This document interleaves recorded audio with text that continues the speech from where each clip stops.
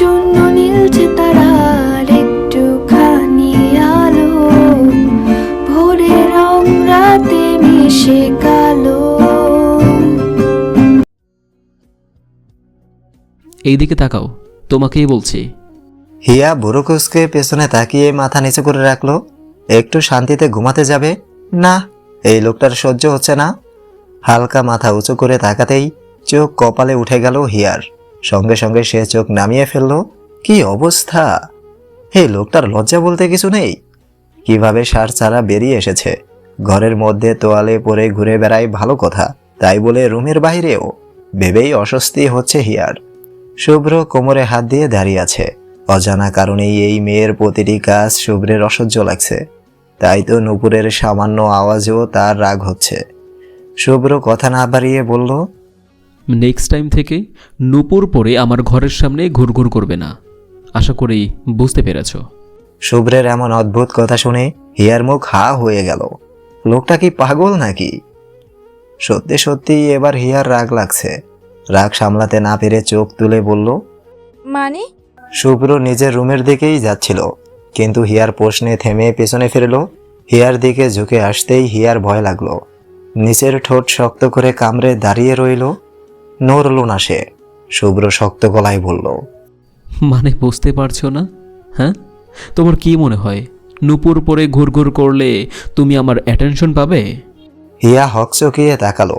যথেষ্ট হয়েছে, লোকটা প্রচণ্ড বাড়াবাড়ি করছে এবার। এত অপমান নীরবে সহ্য করার মেয়ে সে নয়। এই লোকটা এতক্ষণ শুধু ভদ্রতা দেখেছে। আমার কিছুই মনে হয় না, ওই সব আপনার মনের ভুল। প্রায় রেগে গিয়ে বলল হিয়া, যা হবে দেখা যাবে। অনেক বলেছে এই লোকটা। প্রতি উত্তরে শুভ্র এমন কিছু শুনবে সেটা সে আশা করেনি। মেয়েটার সাহস দেখে সত্যিই সে অবাক। এতে শুভ্রের মেজাজটা বিগড়ে গেল।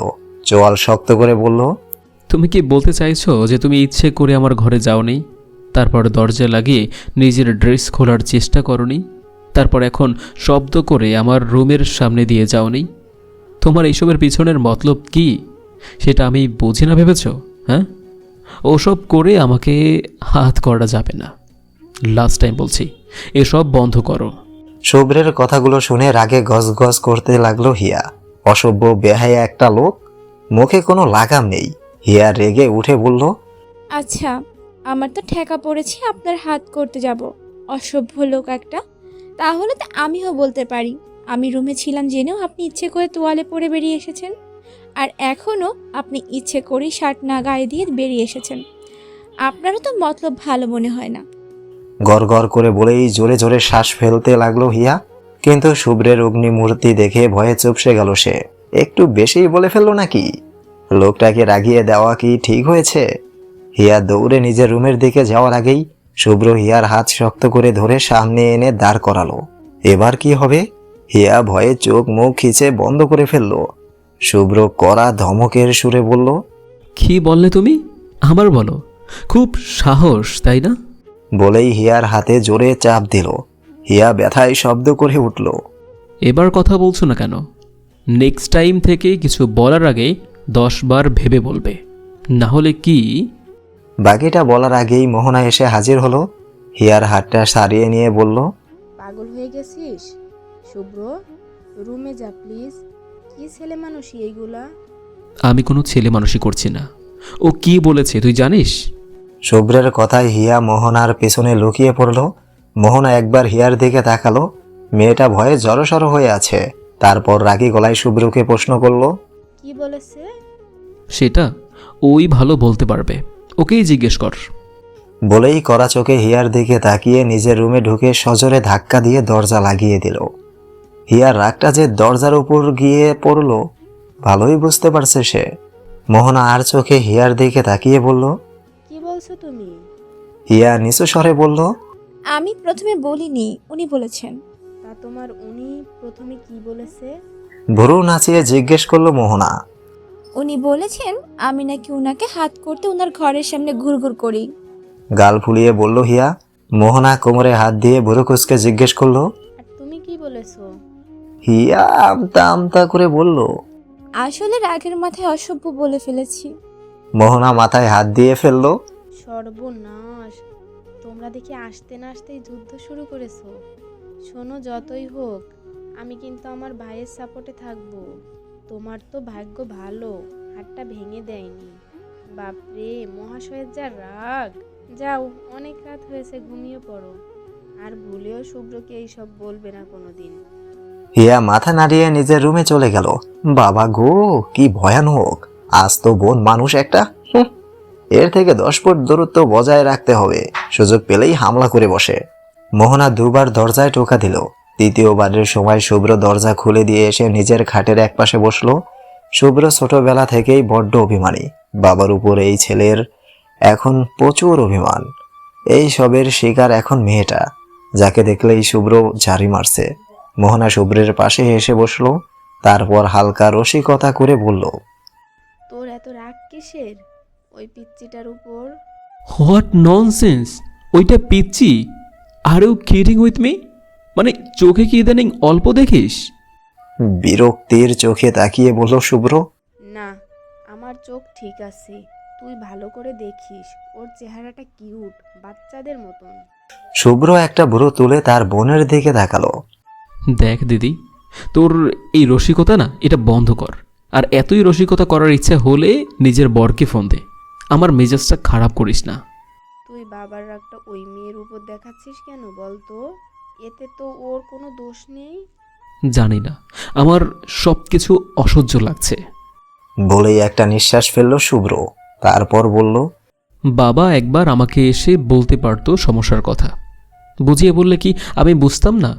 এখন তো মনে হচ্ছে আমার ইচ্ছে অনিচ্ছের কোনো মূল্যই নেই তার কাছে। বলতে বলতে উঠে নিজের করিডোরে চলে গেল। মোহনা উঠে দাঁড়ালো। শুভ্রের একা থাকা প্রয়োজন।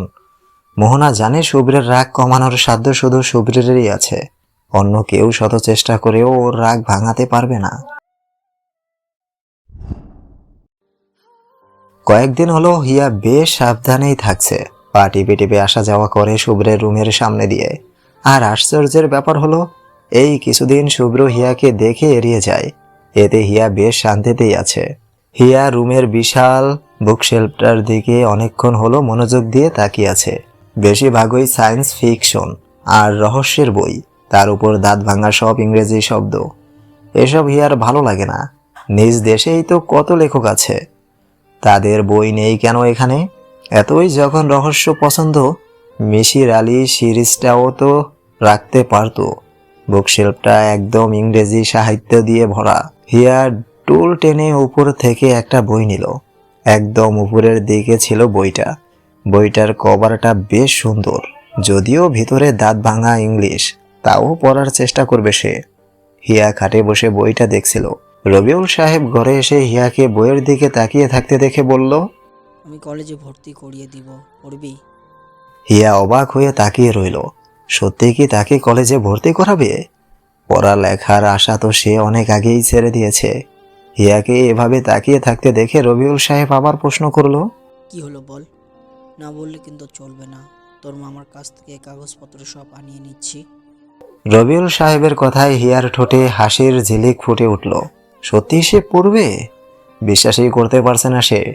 হিয়ার হাসি দেখে রবিউল সাহেবও হেসে ফেললেন। তারপর বললেন, দাঁড়া, ব্যবস্থা করে আসি। রবিউল সাহেব চলে যাওয়ার সাথে সাথে হিয়া এক হাত দিয়ে নিজের গাল স্পর্শ করলো। সে কলেজে ভর্তি হবে, আবার পড়াশোনা করবে। ভাবতেই আনন্দে লাফাতে ইচ্ছে করছে তার। লাফ দিলেও তো মুশকিল, পাশের রুম থেকে না তেড়ে আসে যে তুমি লাফিয়েছো কেন। তাও চুপচাপ একটা লাফ দিয়ে হাসতে হাসতে দরজার দিকে চোখ পড়তেই মুখে হাসি উদাও হয়ে গেল তার।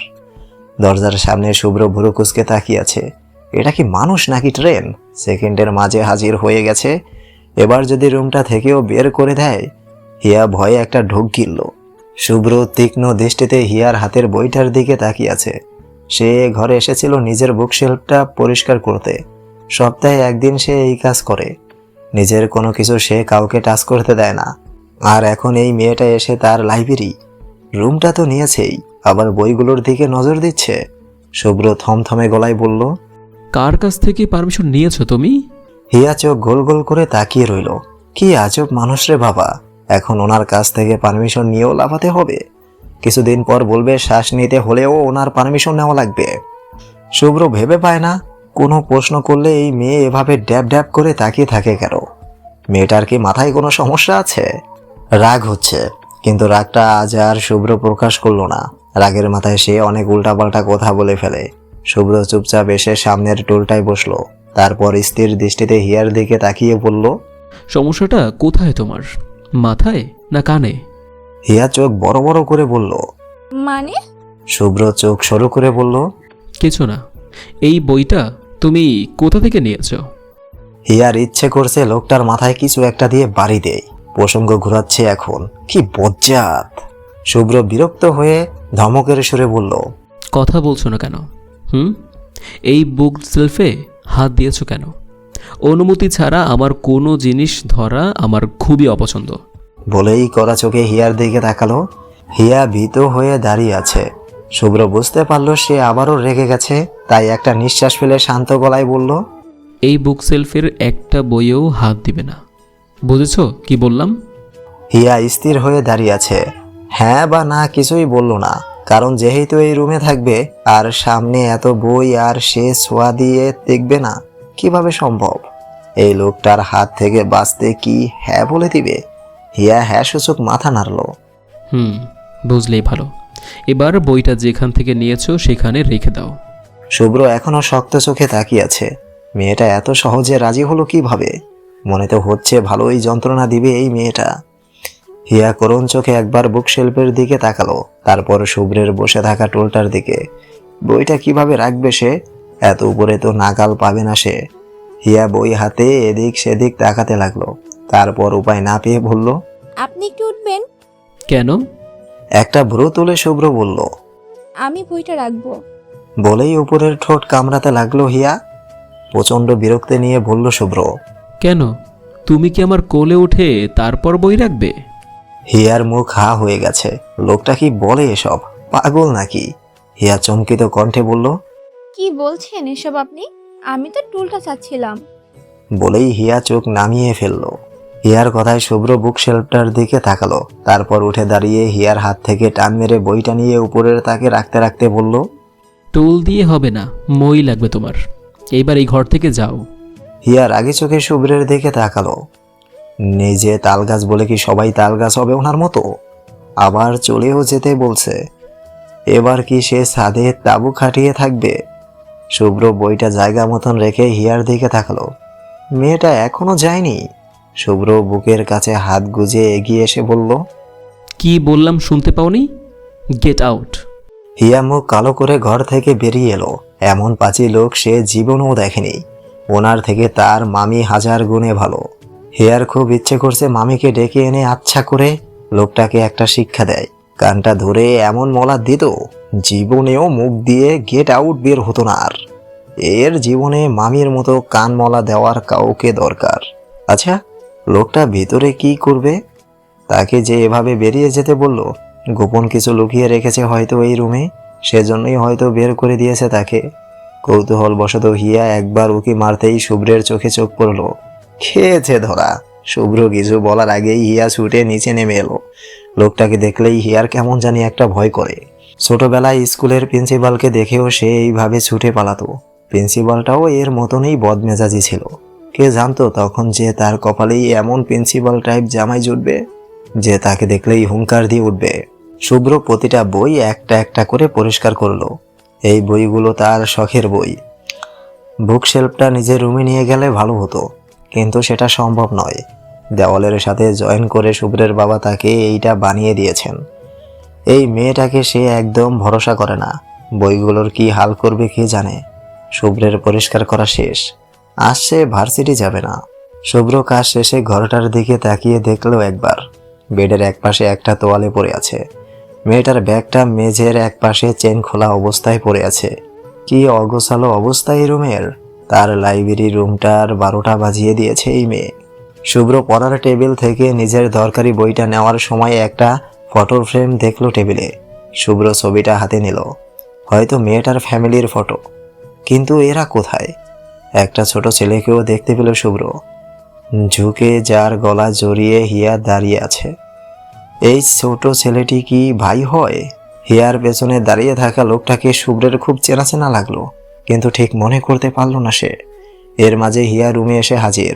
প্রায় আধা ঘন্টা একবার উপরে আর একবার সিঁড়ি বেয়ে নিচে ওঠানামা করেছে সে। এখন আর পারছে না, হাঁপিয়ে গেছে।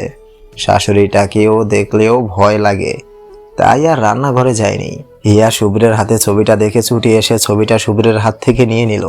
এই লোকের উপর কোনো ভরসা নেই, ছুঁড়ে ফেলে দ্বিতীয় লোকটা দুইবার ভাববে না। হিয়া ছবি সহ হাত দুটো পিছনে গুটিয়ে রেখে বলল, আপনি ছবিটা ধরেছেন কেন? হিয়ার এমন প্রশ্নে শুভ্র ভ্রু কুঁচকে তাকালো। শুভ্র টেবিলের দিকে ইশারা করে বলল, এটা আমার টেবিল, আর তুমি? বাকিটা বলে শেষ করার আগেই হিয়া ঝাঁঝালো কণ্ঠে বলে উঠল, জানি রুম আপনার, বুক সেলফ, টেবিল, খাট, ল্যাম্প সব আপনার। তাহলে আমি কি করব বলুন? ছাদে উঠে তাঁবু খাটিয়ে থাকবো?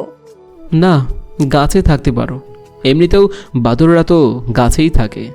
হিয়ার মুখের উপর কথাটা বলেই শুভ্র বেরিয়ে গেল।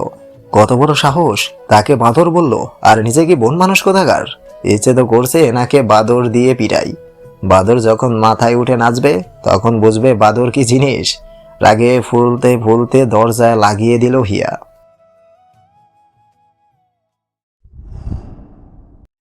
আজকে হিয়ার কলেজে প্রথম দিন। রাতের বেলায় রবিউল সাহেব কলেজ ড্রেস, বই, ব্যাগ সব দিয়ে গেছেন। হিয়ার ছোট্টবেলার কথা মনে পড়ে গেল। তখনও ঠিক সে এতটাই খুশি ছিল। স্কুলের প্রথম দিনের সেই অনুভূতিটা আবার অনুভব করছে সে। হিয়া সকাল সকাল ঘুম থেকে উঠল। ক্লাস শুরু 8:30টায়। 7:30টায় হিয়া রেডি হয়ে নিচে নামলো। রবিউল সাহেব ডাইনিং টেবিলের মাঝখানের চেয়ারে বসে পত্রিকা পড়ছিলেন। রান্নাঘরে রহিমা খালা আর সাহারা খাতুন।